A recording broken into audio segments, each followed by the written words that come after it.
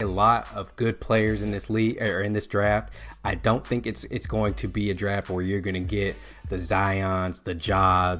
I don't think it's that type of draft. I think it's going to be closer to that 2001 draft, or what was the draft, 2011 or 13, where you're going to get a lot of role players who can turn out to be all-stars, can turn out to be really good players on championship teams. This draft is full of that. And unfortunately, I think the worst place to be in this draft is in the top two. I think it's the worst place to be. I think if you're I think if you're Charlotte, you're in the best position. But I think if you're in picks 4 through 10, that's the sweet spot because you're going to get some really talented NBA ready players right there. Yeah, I don't know if it's the worst place to be, but it's definitely the place with the most pressure because I agree for with the teams that are picking right there. Yeah, I think there are a couple of superstars in this draft. Personally, I think there's a couple of superstars, but I think the biggest problem with this draft is they can come at 1, they can come at 25, shit, they can come at 38. Like I think that this draft is so rich with talent, but it's just not. You don't know. Like you don't know what you're getting. Like it could be a player that wasn't good at. Like you could get a bunch of Paul George or Kawhi Leonards out of this draft. You know what I mean? Like it could be 2 or 3. Paul George, Kawhi Leonard's in this draft. It's just not like the Zions, like you said. It could be a couple of Brandon Ingrams in this draft where they become good. You just have to develop them and wait them out for 2 or 3 years and be patient. And that's kind of the thing. I think the big thing with this draft is going to be where a lot of these players land because I think there's a ton of talent, but these players have to land in the right spot because there's still a lot of development to go with a lot of these guys. Like you can look at a guy like RJ Hampton and be like, oh, yeah, this guy can't shoot. But if he gets a shot, oh my God, he might be fucking unstoppable. You know what I mean? Yep. So it's just, that's the biggest problem with this draft. And you're right. If you look at the top 3, those players have the highest upside by far, but they also have the lowest floor of them all. You know what I mean? Yeah, I think, who do you think is going to go number 1 overall? I think that at the end of the day, it'll be Anthony Edwards.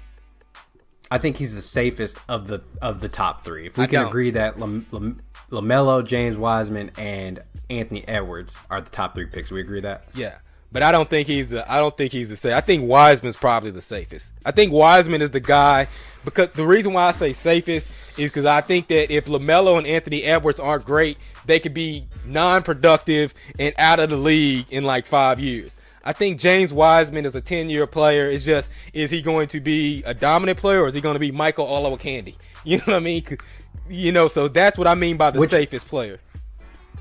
See, I think that Anthony Edwards is going to be a guy that is going to be in the league for a long time. Like, I just do. I don't know that he's ever going to be. Listen, I don't want to hear this Dwayne Wade shit any fucking more. I just don't. Like, for me, he could be Victor Oladipo, or he could be Deion Waiters. Like that's where I see him. See, my ceiling's higher. I got him as he's either Deion Waiters or he's fucking James Harden. Like I think that if he puts that shit together, watching his film and the moves that he has now, because everything that I look at, and I know you don't like watching college basketball, but what I look at is if you can get that shit off in college, where they can literally play zone and stop the paint and shit like that in a smaller court, then he can definitely get that shit off in the NBA because it's more one-on-one matchups. And he's a problem in one-on-one matchup. He's super explosive. He has that step-back move off his right and left hand. He just needs to work on that shot a little bit more to get consistent. But he's his decision-making. That's why he can be Deion Waiters because he can score. He's always going to be able to score. But shot making, defense, like can he put all that shit together where you're willing to gamble on? And James Harden became James Harden because he was humbled to go to Oklahoma City and be able to be developed off the bench. So when he got in the starting lineup and he was the man, he still had those core fundamentals. Yeah, but unfortunately, Minnesota's picking first, and they have not shown the ability to be able to do that with their talent. So. James Wiseman, if I'm Golden State, I think I like that the most because you don't really need him to be the guy that's going to carry your team. And you're addressing a need. You're getting a player who potentially in the future could be an Anthony Davis type. And I think that I actually wanted